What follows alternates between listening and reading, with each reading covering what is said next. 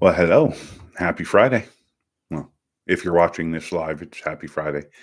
If you're not, if you're watching the recording, well, then happy whatever day it is. So let's go through the news. So, um, did Carnival just ban two popular sleep aids? Here's what that means for you if they did. Plus, Norwegian Aqua's weather fiasco, Carnival's dress code rumors, and Cunard's historic event. Let's get this going.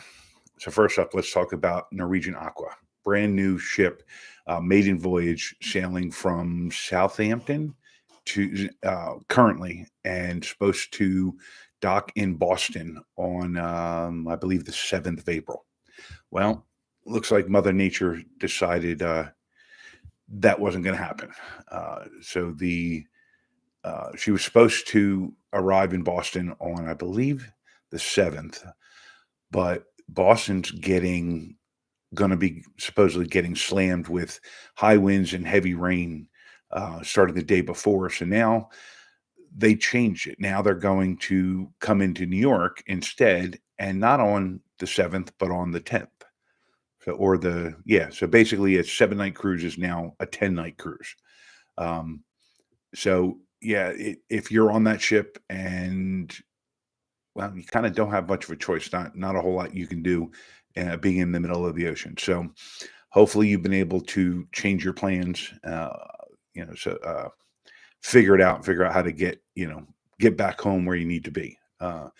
Supposedly Norwegian is going to offer to bus people from the port in New York up to Boston, but depending upon where you're, I mean, if you live in Boston, that's cool, but or if you parked your car there, but if you're flying somewhere, it might not make sense. But yeah, that's a shame because I mean it's a brand new ship. Literally, it's maiden voyage, and weather decided not to cooperate. I mean, the upside, the Aqua does have 20, 21, 22 bars. They got the Aqua slide coaster. They got virtual reality games. I mean, there's a lot to do. So you know, hopefully they'll be able to enjoy those extra sea days. Next up, Carnival. So the if you hadn't heard, P&O Cruises is owned by Carnival.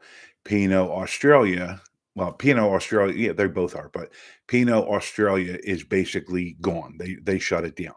They had two ships which exclusively, well, I don't want to say exclusively, but they mainly sailed, uh, in and around Australia. Well, Carnival decided to shutter that business. Took those two ships. They were the Pacific Adventure and the Pacific Encounter. They put them into dry dock a couple of weeks ago, rebranded them from the P&O branding now to the Carnival branding. Well, a lot of it's Carnival branding. They look different. They're not Carnival ships. They don't have the whale tail. They don't, the coloring's a little bit different, but they are now the Carnival Adventure and the Carnival Encounter.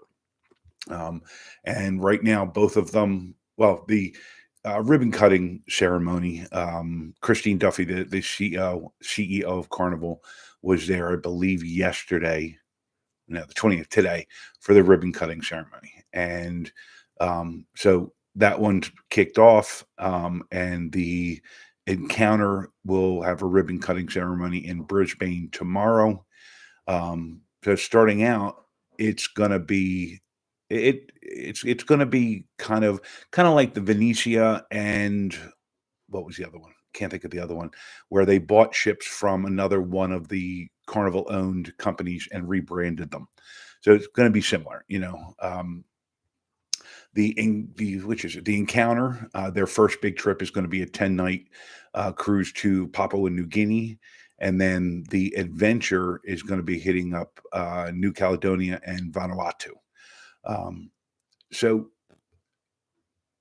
we'll see, I mean, Carnival, is making some interesting moves to bolster their fleet, and build even more brand recognition for Carnival instead of some of these other brands.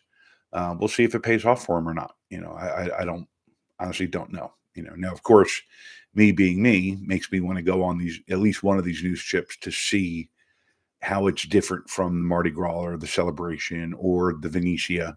You know, time will tell. Next up, let's talk about Carnival's dress code drama. This, it seems like every couple of weeks, uh, this kind of message pops up. Elio's decided to join me again. Um, so,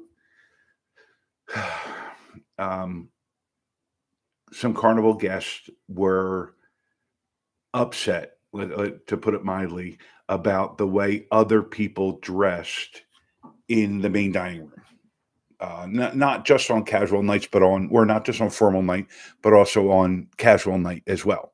So, flip flops, bare feet, elegant shorts, sandals, flip flops. They're all, well, not all. Some people are up in arms because you know that's not the way, that's not how you're supposed to dress when you go to the main dining room. And okay, if you were on Holland America, Cunard, Regent Seven Seas, um, of course, the some of the other high end cruise lines. Names are escaping me right now, but okay, if you're on one of those ships where they take the dress code seriously, and you're literally not allowed in the dining room unless you're dressed appropriately. All right, this is Carnival. This is the fun ship. This is party central. I don't know. I think that this conversation is, I don't know, a waste of time. People are going to do what people want to do.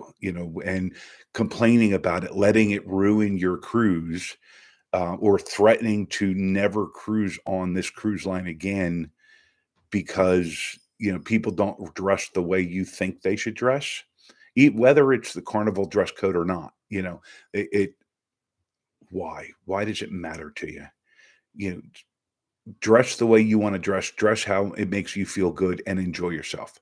Let other people run around in flip-flops and bathing suits if that's what they feel like. Don't let it, but if you can't let it go, if it bothers you that much, then and you want to cruise, then pick one of the other cruise lines that do require and enforce their dress codes. That's my 2 cents worth anyway. Um, Speaking of Cunard, the Queen Mary 2. This is actually kind of interesting. So the Queen Mary 2 has agreed to be part of America's 250th birthday bash. So 2026, 1776, yeah. So 2026, New York Harbor is doing, I believe it's called Sail 2026. I don't, basically, they're in the middle of organizing a huge event, 8 days actually worth of events. I mean, we're talking 30 tall ships, naval vessels from 17 different countries, all parading down the Hudson. I mean, like, this is going to be insane. And the Queen Mary 2 is going to be part of that. And actually, there will be passengers on board. So you'll have literally a front row seat to all of this, the flyovers, the fireworks, the tall ships, the parade down the Hudson, like the whole thing. You'll get to be part of it if you're on board. That, to me, that, I mean, the Blue Angels are going to fly over. It's going to be amazing. It's going to be a blast. It's going to be a nightmare of people. But honestly, being on board that ship could honestly be the best place to be if you want to observe and partake in that birthday bash. Otherwise, you're going to be, it's going to be worse than New Year's Eve in New York City, in my opinion.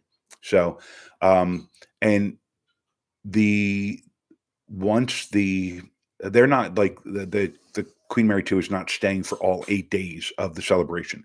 They're going to be there for the first day or two, I believe it is, and then they're going to take off on a 7-night sailing. They're going to stop in Newport, Rhode Island, Halifax, Nova Scotia, and I think a third port. So It's pricey. Balcony rooms are looking, I think they're starting at like $2,400 a person for the 7-night sailing, but it depends. I mean, it might be worth it to you, but if so, check it out. Cunard's, I'm sure they've got all the details on their website. And last but not least, let's talk about sleep aids and Carnival. Yes, we're Carnival heavy today, but the so there's been some rumors floating around, and there's been some nonsense being reported that basically says you're barred from bringing fans or white noise machines to help you sleep, and neither of those things is true. Okay, if you want to bring your own fan, you're allowed to. It's got to be 12 inches in diameter, or it's got to be 12 inches or smaller. Okay, so you're not going to bring your big 24-inch or 48-inch box fan with you. That they're not going to let you do that. The fan's got to be in good working order, no frayed cores, no cords, no exposed wires, anything like that. Okay. If you want to bring a white noise machine, that's fine. They're not banned. What is banned are Bluetooth speakers. So if if you have a white noise machine, my suggestion would be to put it in its original packaging if you can. That way, when they go through your suitcase, or your suitcase goes through the screening, it's very obvious what it is. Um, yeah, the Carnival's decided, and I don't know, maybe a year or two ago now, that Bluetooth speakers were banned and you're not allowed to bring them. So now, for those of you that have been told that you can go to guest services, or you can speak with your room steward and request a box fan be delivered to your room, yeah, they're not doing that. They only have, well, they're not saying exactly, an exact number, but basically they only have a few of those fans on board, and those are reserved for people who need them for medical reasons, or, that your room's AC doesn't work or something along those lines. Okay. So, um, you're not, going to guest services and demanding a fan that well, they won't laugh at you, but they're not going to give you one either. So, um, bring what you need to bring with you. Bring a small fan, 12 inches or less. Bring that white noise machine, or a couple other suggestions: bring earplugs, and if that doesn't help, get a white noise app on your phone. Just don't don't try and connect that phone to a Bluetooth speaker, because that's not gonna fly.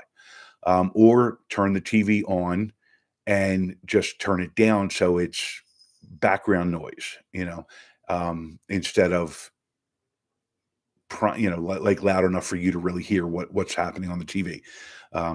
So we'll see what happens with that.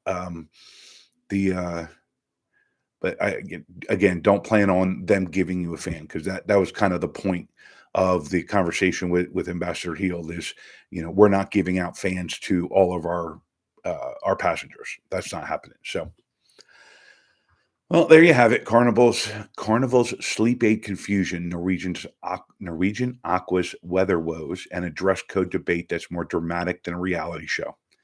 Um, if you like this, hit that subscribe, all those buttons, and have a great weekend.